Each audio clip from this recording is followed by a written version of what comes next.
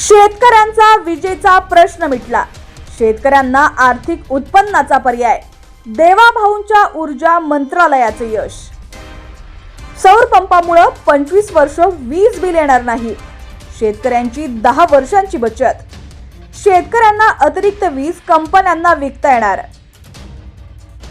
महायुती सरकारनं शेतकऱ्यांच्या हितासाठी मागेल त्याला सौर कृषी पंप योजना सुरू केली आहे. या सौर पॅनलमधून 25 वर्ष वीज निर्मिती होत असल्यानं शेतकऱ्यांना तेवढा काळ वीज बिल येणार नाहीये.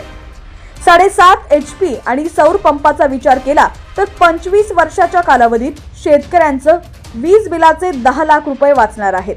तसंच सौर पंपाच्या पॅनल्समधून निर्माण होणारी अतिरिक्त वीज ग्रीडमध्ये पाठवून वीज कंपन्यांना विकता येईल. त्यामुळे शेतकऱ्यांना अतिरिक्त उत्पन्न मिळवता येईल. उपमुख्यमंत्री ऊर्जा मंत्री देवेंद्र फडणवीस यांनी आणलेल्या सौर कृषी पंप योजनेमुळे शेतकऱ्यांचं जीवनमान उंचावणार आहे. आज महाराष्ट्राची वाटचाल ही पेड पेंटिंग कडनं मागेल त्याला सौर पंप अशा प्रकारची होतीये.